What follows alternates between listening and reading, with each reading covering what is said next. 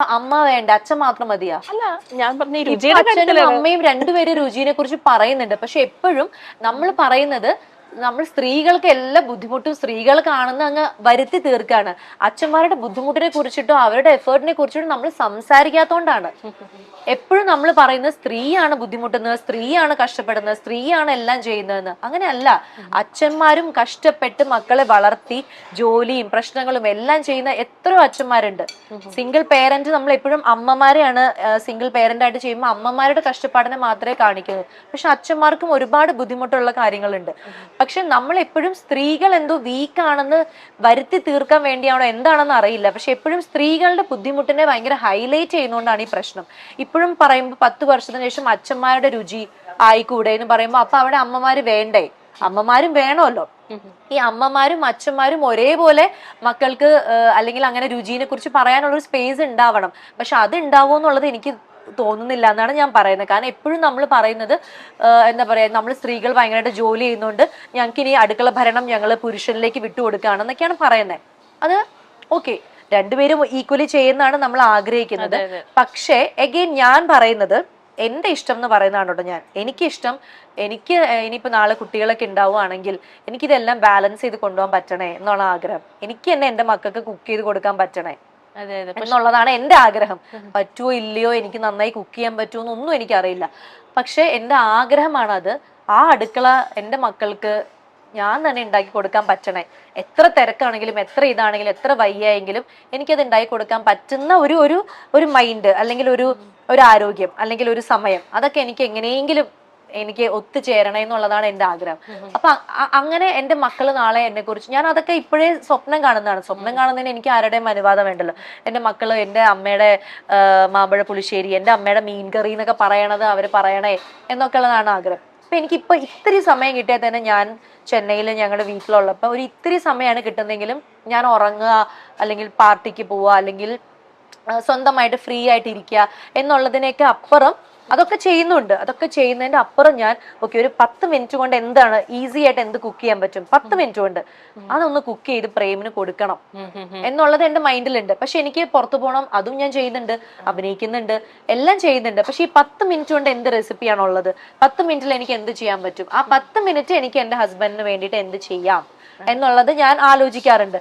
അങ്ങനെ ഒരു സമയം ഒരു 10 മിനിറ്റ് കിട്ടുമ്പോൾ 1 പോട്ട് എന്തെങ്കിലും സാധനങ്ങൾ പെട്ടെന്ന് കുക്ക് ചെയ്ത് കൊടുക്കുന്നു, കഴിക്കുന്നു, അഭിപ്രായം കേൾക്കുന്നു, നമ്മൾ ഇത് ചെയ്യുന്നു. സോ അങ്ങനെ എല്ലാം ചെയ്യാനുള്ള ഒരു മൈൻഡ് സെറ്റ് എനിക്ക് ഉണ്ടാവണേ, ഇൻ ഫ്യൂച്ചർ ഉണ്ടാവണേ എന്നുള്ളതാണ് എൻ്റെ ഒരു പ്രാർത്ഥന. എനിക്കെല്ലാം ബാലൻസ് ചെയ്ത് കൊണ്ടുപോകാൻ പറ്റണേ എന്നുള്ളതാണ് ആഗ്രഹം. അങ്ങനെ കൊണ്ടുപോകുമ്പോൾ ഉള്ള ബ്യൂട്ടി എന്താണെന്ന് ആ സമയത്ത് അനുഭവിച്ചാൽ അറിയുള്ളൂ. പക്ഷെ എനിക്ക് തോന്നുന്നു അത് നല്ല രസമായിരിക്കും. നമ്മൾ ഫുഡിന്റെ കാര്യം പറഞ്ഞപ്പോഴാണ് ഇപ്പം സ്വാസിക പറഞ്ഞ് നിർത്തിയതേ ഉള്ളൂ ഇഷ്ടപ്പെട്ട ഫുഡ് ഉണ്ടാക്കി കൊടുക്കും. നമ്മളിപ്പോ ഗ്രൗണ്ട് ക്ലാസ്സിലാണ് ഇരിക്കുന്നത്, ചെമ്മീനാണ് ഉള്ളത് കേട്ടോ. സ്വാസിക എനിക്ക് ഉണ്ടാക്കാറിയില്ല. സ്വാസിക ഇപ്പോ സാധാരണ നമ്മളിപ്പോ പഴമയെ ഇഷ്ടപ്പെടുന്ന ഒരാളായിട്ടാണ് ഞാൻ ഈ ചോദ്യം ചോദിക്കുന്നത്. ഇപ്പോ സാധാരണ ഈ ചോദ്യം ചോദിക്കുന്ന ആങ്കർമാരൊക്കെ എയറിൽ പറന്ന് നടക്കാറാണ് പതിവ്.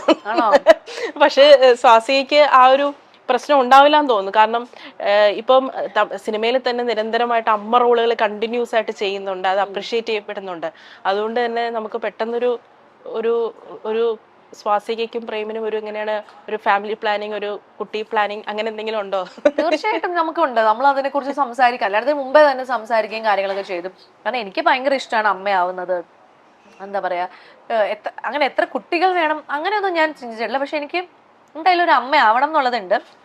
അപ്പൊ അതിന്റെ കാര്യങ്ങൾ നമ്മൾ സംസാരിക്കാറുണ്ട്, എല്ലാം ചെയ്യണം. പിന്നെ കല്യാണം കഴിഞ്ഞിട്ട് ഇപ്പൊ 1 വർഷം ആയതുള്ളൂ. അതുകൊണ്ട് മേ ബി ചിലപ്പം ഒരു നെക്സ്റ്റ് ഇയർ അങ്ങനെയൊക്കെ ഒരു പ്ലാനിങ് ആയിരിക്കും. കാരണം എന്റെ വീട്ടിലും എല്ലാവർക്കും താല്പര്യമാണ്. ഈ പ്രാവശ്യം മദേഴ്സ് ഡേ ഞാൻ എന്റെ അമ്മയ്ക്കൊക്കെ വിഷ് ചെയ്തപ്പം എല്ലാരും പറഞ്ഞു അടുത്ത പ്രാവശ്യം മദേഴ്സ് ഞങ്ങൾക്ക് തിരിച്ച് വിഷ് ചെയ്യാൻ പറ്റണം എന്നൊക്കെ പറഞ്ഞു. അപ്പൊ ഞാൻ നോക്കാം. സിനിമയിൽ ഇപ്പോൾ നടിമാർക്ക് ഏതെങ്കിലും രീതിയിലുള്ള ഒരു അതിക്രമം ഉണ്ടാവുകയാണെങ്കിൽ ആദ്യം വിളിക്കുന്നത് ഫീമെയിൽ ആർട്ടിസ്റ്റുകളായിരിക്കും, അവരുടെ ഒരു അഭിപ്രായം. ഇപ്പൊ വിൻസിയുടെ കേസിൽ തന്നെ സ്വാസിക സംസാരിച്ചിട്ടുണ്ടായിരുന്നു, വിൻസി അത് പ്രതികരിക്കണമായിരുന്നു, അത് ശരിയായ രീതിയിൽ തന്നെ അത് പ്രതികരിക്കണം, ഇനിയും ആർട്ടിസ്റ്റുമാര് അത് പ്രതികരിക്കണം ഇത്തരത്തിലുള്ള ആക്രമണങ്ങൾ ഉണ്ടാകുമ്പോൾ എന്ന് പറഞ്ഞിട്ടുണ്ടായിരുന്നു. ഇപ്പോ വിൻസിയുടെ കേസിൽ ഇപ്പം ഹേമ കമ്മിറ്റി റിപ്പോർട്ടിൽ തന്നെ ഒരുപാട് നടിമാരുടെ റിവീലിംഗ് ഉണ്ടായിരുന്നു. അതിനുശേഷം എവിടെന്നൊക്കെയോ നടിമാര് വന്ന് എന്തൊക്കെയോ പറഞ്ഞിട്ട് പോയി. നമുക്കത് കാണുമ്പോൾ തന്നെ ഭയങ്കരമായിട്ട് ഫേക്ക് ആയിട്ട് ഫീൽ ചെയ്യും. എന്തൊക്കെയോ വന്ന് പറഞ്ഞിട്ട് ഒന്നും അങ്ങനെ ജെന്യുവൻ ആയിട്ട് തോന്നുന്നില്ല. അപ്പോൾ നമുക്ക് അതാണ് ഞാൻ ഉദ്ദേശിച്ചത്. നമുക്കിപ്പോ ഈ ജെന്യുവൻ ആയിട്ട് നമുക്ക് കംപ്ലൈന്റും അതുപോലെ തന്നെ ഫേക്ക് ആയിട്ടുള്ള ഒരു കംപ്ലൈന്റും ഇത് രണ്ടും വരുന്നുണ്ടല്ലോ. അപ്പോൾ അതുകൊണ്ട് തന്നെ നമ്മളുടെ കംപ്ലൈന്റിൽ നമുക്കൊരു പ്രശ്നം നേരിട്ടാൽ ഈ ഫേക്ക് ആയിട്ടുള്ള കംപ്ലൈന്റ്സിന്റെ ഒരു കുത്തൊഴുക്ക് വരുന്നതുകൊണ്ട് തന്നെ നമ്മളുടെ ഒരു ജെന്യുവൻ ആയിട്ടുള്ള ഒരു കംപ്ലൈന്റ് ഇതിൽ മുങ്ങിപ്പോകുന്നത് അങ്ങനെ സംഭവിക്കാറുണ്ട്. അങ്ങനെ സംഭവിക്കുന്നുണ്ട്, കുറെ അങ്ങനെ സംഭവിക്കുന്നുണ്ട്. കാരണം ഒരു പരിധി കഴിയുമ്പോൾ ആൾക്കാർ എന്താ പറയാ, മെയിൻ ആയിട്ട് എന്താ വെച്ച് കഴിഞ്ഞാൽ മീഡിയ ഓവറായിട്ട് അത് എക്സ്പോസ് ചെയ്യുന്നതുകൊണ്ടാണ്. അപ്പൊ നമ്മളൊരു പരാതി കൊടുക്കുകയാണെങ്കിൽ മീഡിയ എന്തിനാണ് രാവിലെ മുതൽ രാത്രി വരെ അതിനെക്കുറിച്ച് സംസാരിക്കേണ്ട കാര്യമില്ല. ഒരാളൊരു പരാതി കൊടുത്തു, ഇനി നമ്മൾ വെയിറ്റ് ചെയ്യാണ് ചെയ്യേണ്ടത്. ക്ഷമയോടെ വെയിറ്റ് ചെയ്യുക, എന്താണ് റിസൾട്ട് വരുന്നത്, കോടതി പറയുന്നത് എന്താണ്, അല്ലെങ്കിൽ ആരാണോ അതിന്റെ ആൾക്കാർ പറയുന്നത് എന്താണെന്ന് വെയിറ്റ് ചെയ്യാതെ പിന്നെ ഈ ഓരോ കഥകൾ ഓരോ ആൾക്കാര് ചാനലുകാരായിക്കോട്ടെ ഓൺലൈൻ എല്ലാവരും ഇങ്ങനെ കഥകൾ പറയാം. അങ്ങനെ ഭയങ്കര ഒരു ഇഷ്യൂ ഭയങ്കര ഓവറായിട്ട് ഇങ്ങനെ എക്സ്പോസ് ചെയ്ത് അതിന്റെ കാര്യങ്ങളൊക്കെ വേറെ രീതിയിലൊക്കെ മാനിപ്പുലേറ്റ് ചെയ്തൊക്കെ പറയുമ്പോഴാണ് അതിന്റെ ഒരു ആൾക്കാർക്ക് കേട്ട് കേട്ട് കേട്ട് മടുക്കും, പിന്നെ അതങ്ങ് വിടും. പിന്നെ ഒരു ജെന്യുവൻ കേസ് വരുമ്പോഴും ശ്രദ്ധ കൊടുക്കാതാവും. അപ്പം മെയിൻ ആയിട്ട് ചെയ്യേണ്ടത് ഇങ്ങനത്തെ എന്തെങ്കിലുമൊക്കെ ഒരു ഇഷ്യൂ വരുമ്പോൾ ഓവറായിട്ടുള്ള മീഡിയ അതിനെ ഇങ്ങനെ കഥ പറച്ചിൽ നിർത്തുക. അതിന്റെ എൻഡ് റിസൾട്ടിന് വേണ്ടിയിട്ട് വെയിറ്റ് ചെയ്യുക. എന്നിട്ട് എൻഡ് റിസൾട്ട് കിട്ടിക്കഴിയുമ്പോൾ എന്താണ് എങ്ങനെയാണെന്നൊക്കെ ഉള്ള നോക്കുക. ഇതിപ്പോ ഒരാൾ എന്തെങ്കിലും പറയുമ്പോഴേക്കും പിന്നെ അതിന് വേറെ രീതിയിലാവും. അതിൽ ഒട്ടും ചെയ്യാൻ പാടില്ലാത്ത കാര്യമാണ്. ഇപ്പം ഒരു കുട്ടി ഒരു പരാതി പറഞ്ഞു, ഒരാളെ കുറിച്ചിട്ട് ഒരു കുട്ടി പരാതി പറഞ്ഞു. ഇപ്പൊ ഞാൻ ചേച്ചി എന്റെ കൂടെ ഇന്റർവ്യൂ ചെയ്യുന്നു, എനിക്ക് ചേച്ചിയിൽ നിന്നൊരു പ്രശ്നം ഉണ്ടായി, ഞാൻ പരാതി പറഞ്ഞു. പക്ഷെ ചേച്ചി തലേ ദിവസം വേറൊരു കുട്ടിയായിട്ട് ഇന്റർവ്യൂ ചെയ്തിട്ടുണ്ടാവും, ആ കുട്ടിയായിട്ട് പ്രശ്നം ഉണ്ടാവില്ലായിരിക്കും. പക്ഷെ ഞാനൊരു പ്രശ്നം പറയുമ്പോൾ ഉടനെ തന്നെ ആ കുട്ടിയെ വിളിച്ചു ചോദിക്കും. അപ്പൊ ആ കുട്ടി എന്താ, എന്തൊക്കെയാ ചേച്ചി ഒരു പ്രശ്നം ഇല്ലല്ലോ, നന്നായിട്ടാണല്ലോ ബിഹേവ് ചെയ്തത് എന്നല്ലേ പറയുള്ളൂ. പക്ഷെ എന്റെ അടുത്ത് ചേച്ചി മോശമായിട്ട് ബിഹേവ് ചെയ്തു. അപ്പം ഇപ്പൊ ഈ റീസൺലി വിൻസി ഒരു പ്രശ്നം പറയുമ്പോ ബാക്കിയുള്ള ആർട്ടിസ്റ്റുകളെ വിളിച്ച് ചോദിക്കേണ്ട കാര്യമേ ഇല്ല. നിങ്ങൾക്ക് എങ്ങനെയുണ്ടായിരുന്നു ആ നടന്റെ കൂടെയുള്ള നിങ്ങൾക്ക്, അത് ചോദിക്കേണ്ട കാര്യമില്ല. ഇത് ഒരാളൊരു പ്രോബ്ലം പറയുമ്പോൾ ആ പ്രോബ്ലത്തിന് എങ്ങനെ ഒരു സൊല്യൂഷൻ കണ്ടെത്താം. ആ കുട്ടി കള്ളം പറയില്ലല്ലോ, ആ കുട്ടിക്ക് എന്തോ മാനസികമായിട്ട് ഡിസ്റ്റർബൻസ് ഉണ്ടായതുകൊണ്ടാണ് അത്ര ധൈര്യപൂർവ്വം ഒരു കംപ്ലൈന്റ് പറഞ്ഞത്. അപ്പൊ ആ കംപ്ലൈന്റിന് നമ്മള് വ്യക്തമായിട്ട് അന്വേഷിച്ച് അതിനൊരു നീതി വാങ്ങിച്ചു കൊടുക്കുന്നതിന് പകരം സ്വാസികയുടെ അഭിപ്രായം ചോദിച്ചിട്ടാണോ ചെയ്യേണ്ടത്? എനിക്ക് ആ നടനിൽ നിന്ന് എന്തുണ്ടായി എന്ന് അറിഞ്ഞിട്ട് കാര്യമില്ല.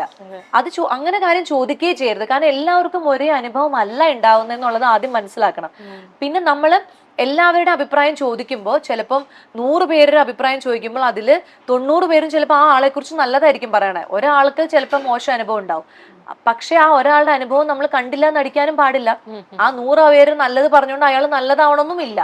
സോ ആരാണോ പരാതി കൊടുത്തത് ആ പരാതിക്ക് അനുസരിച്ചിട്ടുള്ള അന്വേഷണം നടത്തുക. അതിപ്പോഴും നടത്തുന്നുണ്ടോന്ന് എനിക്കറിയില്ല. എല്ലാവരും ഇപ്പോഴും അഭിപ്രായം ചോദിച്ചുകൊണ്ടിരിക്കുകയാണ്. സോ അത് ആ ഒരു അഭിപ്രായം ചോദിക്കല് നിർത്തുക.